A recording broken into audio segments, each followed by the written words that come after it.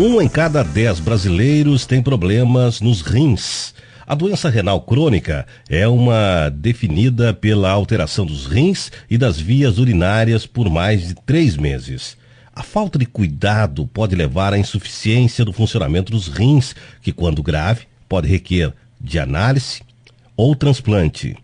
Para falarmos sobre este assunto, conversamos agora com o urologista e professor de medicina, Bernardo Passos Sobreiro. Bom dia, doutor. Bom dia, tudo bem? Tudo bem, doutor. Quais os principais cuidados que as pessoas devem ter com o nosso rim? Então, assim, sabe que acho que a conversa toda passa inicialmente pela função do próprio rim, né? O rim tem por objetivo retirar do nosso organismo aquelas substâncias que já não são mais úteis, né? Então, e pelo todo o nosso equilíbrio. E é uma coisa assim, que é um funcionamento diário e que existem fatores já bem estabelecidos que podem prejudicar essa função, né? Os mais conhecidos são o diabetes, a hipertensão e a obesidade, que se não combatidos, e também, claro, e os problemas que causam isso, né, que depois podemos discutir na sequência, que são maus hábitos de vida. Então, assim, a melhor maneira de prevenir, né, a saúde do nosso rim é ter hábitos de vida saudável. Doutor, tem sinais que o corpo transmite quando a gente está com problemas de rim, está com algo errado no corpo? Sabe, assim, em fases iniciais, não. A gente não tem, assim, nenhum sinal específico.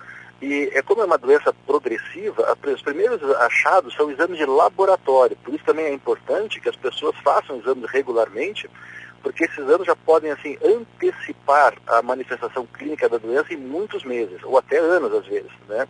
Então, por exemplo, o principal achado que a gente tem hoje num exame de urina comum é perda de proteína. Isso significa que o nosso rim está com dificuldade de funcionamento, ele já está sofrendo as alterações decorrentes dessa hipertensão, da obesidade, diabetes, do tabagismo, que é o hábito de fumar, enfim, de uma série de situações que a gente vai tendo por hábitos ao longo da vida que devagarinho vai prejudicando a função do rim. Mas manifestações, assim, clínicas já em fase tardia, o que para nós é um problema, porque aí acaba, como tu comentou no começo do programa, aí já vai um candidato a diálise, o eventual transplante. Então, na verdade, a coisa toda é preventiva.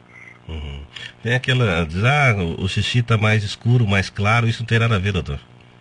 Não, normalmente não. O que dá a cor da urina é justamente a concentração da urina. Então, imagina assim, uma urina mais clara tem bastante líquido e pouca, vamos chamar assim, pouca sujeira, né?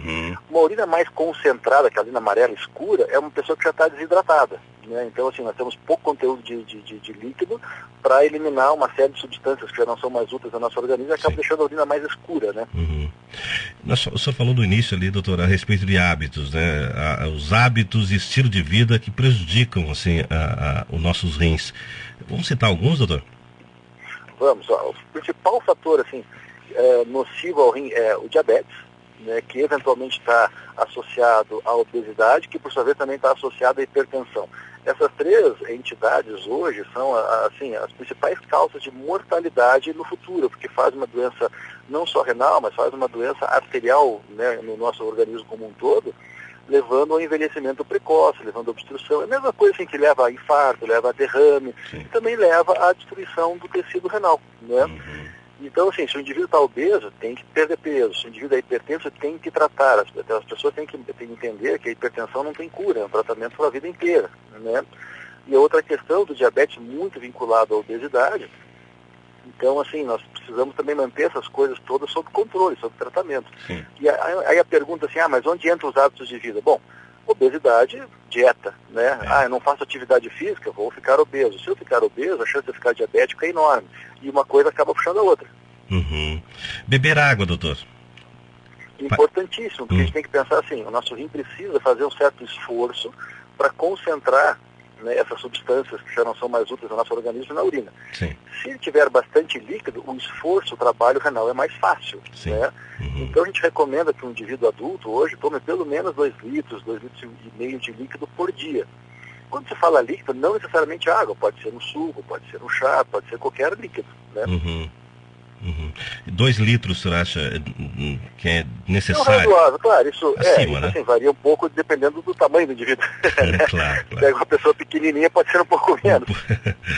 A obesidade, doutor, sobre o sobrepeso, assim, o que seria acima do normal, que já, olha, tem que começar a se cuidar, tem que ir para fazer exercício. De que forma ela afeta? Se a pessoa quer saber assim, olha, estou com sobrepeso, existe uma regrinha muito simples, que a gente pegar a nossa altura em centímetros, por exemplo, se um indivíduo tem 1,80 m, né? Tira o metro, sobrou 80 centímetros, então ele deve ter, teoricamente, cerca de 80 quilos de peso no máximo. É uma conta grosseira, mas ajuda para a pessoa entender e é bem fácil de aplicar, né? E para as mulheres isso também serve. Então, assim, se o indivíduo está acima desse peso, ele já está com excesso, né? Claro, ele pode estar muito acima. A gente tem que lembrar hoje que nós temos mais de 1/3 da população brasileira obesa, e obesa mesmo, né? Com índice de massa corporal muito acima do que deveria ter, né? Doutor, em relação, às vezes o cara diz, tive aquela cólica renal, fui para o estado descambador, terrível, eu inclusive já tive isso. Já é um momento delicadíssimo. A cólica renal, assim, ela é uma das dores mais importantes da medicina. Acreditem, dói muito, né? Então, se tu já teve essa experiência, já sabe o que nós estamos falando, né? E tem que lembrar, assim, que a litíase, né, os cálculos urinários são muito comuns, né? Até 10 a 15% da população pode ter. E aí, assim, a gente pode ver assim, mas o que eu posso fazer para que eu não venha a ter cálculos urinários? A primeira coisa é a hidratação, a gente já comentou, então ter bastante líquido é importante. Claro, isso varia, eu faço atividade física intensa todo dia, então tem que tomar mais, né? Aí, número 2, o sódio, né, o sal da alimentação. O sódio, quanto mais sal a gente come, mais cálcio a gente elimina na urina. E esse cálcio fica pedra. Então, não que a pedra seja de sal, mas ela estimula a eliminação do cálcio, que é o maior composto hoje que produz os cálculos urinários. E, por último, até uma questão importante, assim, e o cálcio? Eu não posso mais tomar leite, manteiga, derivado do leite, queijo. Não, isso não é necessário. A restrição do cálcio na dieta não faz parte da prevenção da formação de cálculos, né? E, por último, a questão da proteína. Então, assim, o indivíduo que come proteína em excesso, muita carne vermelha, ele tende também a fazer mais cálculos. Então, assim, eu também sou gaúcho, então acabou o churrasco, né? Carne vermelha com sal já era, né? Não pode. Assusta todo mundo agora. Tem que ter tudo tem que ter um equilíbrio, né, doutor? Tudo, essa é a palavra-chave, né? Equilíbrio na vida, né? Não adianta, você não dá para, exagerar tudo o tempo todo, né? Então o nosso organismo não consegue, né, dar conta desse tipo de ritmo, né? É verdade. Existe o senhor já colocou algumas ideias aí de forma de prevenir a doença renal, que é líquidos, beber bastante, fazer atividade física. Mais alguma coisa a acrescentar, doutor? A dieta, né? Então, assim, mais uma vez, o papel do sódio, né? A hipertensão tem que ser combatida, né? A hipertensão ela é nociva ao rim ao extremo, né? Como a própria obesidade. A obesidade faz uma doença que chama uma glomerulosclerose, né? Que é um envelhecimento.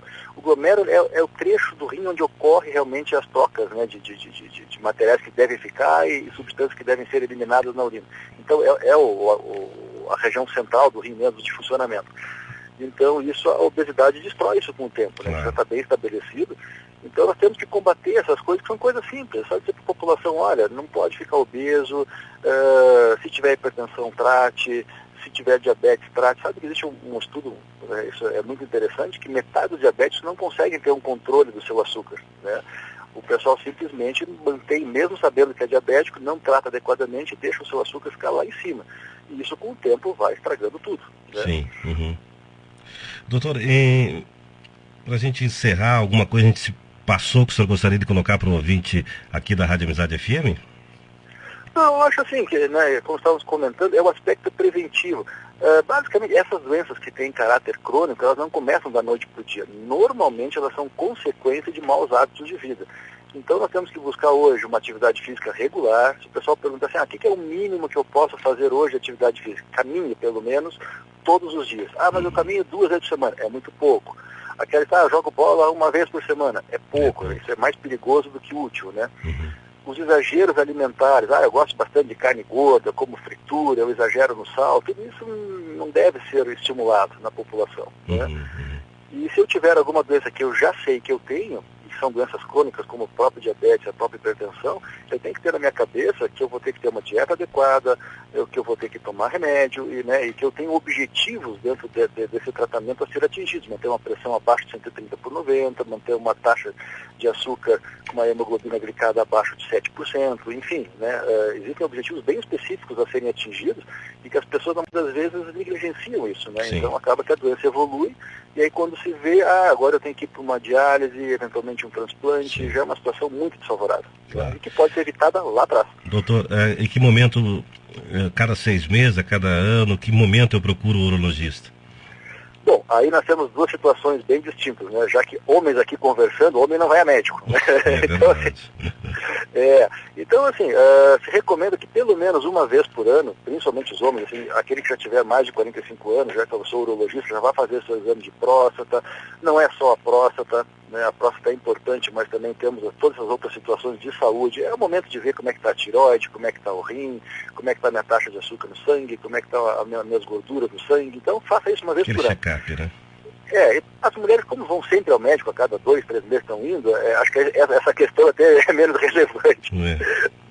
Mas para os homens é muito importante, pelo menos uma vez ao ano. E se tiver alguma coisa alterada, dependendo da condição, é a cada 3 meses, a cada 6 meses, depende de cada caso. Muito bem. Doutor Bernardo Passos Sobreiro, urologista, professor de medicina, gostaria de agradecer o senhor pela gentileza com a gente aqui da Rádio Amizade FM. Obrigado, eu queria agradecer o convite, é sempre bom de ter essa oportunidade, né, de comentar para os ouvintes, porque são coisas simples, né, são hábitos de vida que devem ser seguidos, coisas assim do dia a dia, mas cuidado extremamente importante do aspecto preventivo. Muito bem. Doutor, bom dia para o senhor, bom trabalho. Bom dia para você também, obrigado. Obrigado. Conversamos então com o Dr. Bernardo Passos Sobreiro, que é urologista, professor de medicina, falando sobre os cuidados que devemos ter com nossos rins. Vamos tomar bastante água, né? A água ajuda, o líquido ajuda bastante. Daí as dicas do Girando com a Notícia para você, intervalo comercial, voltamos na sequência.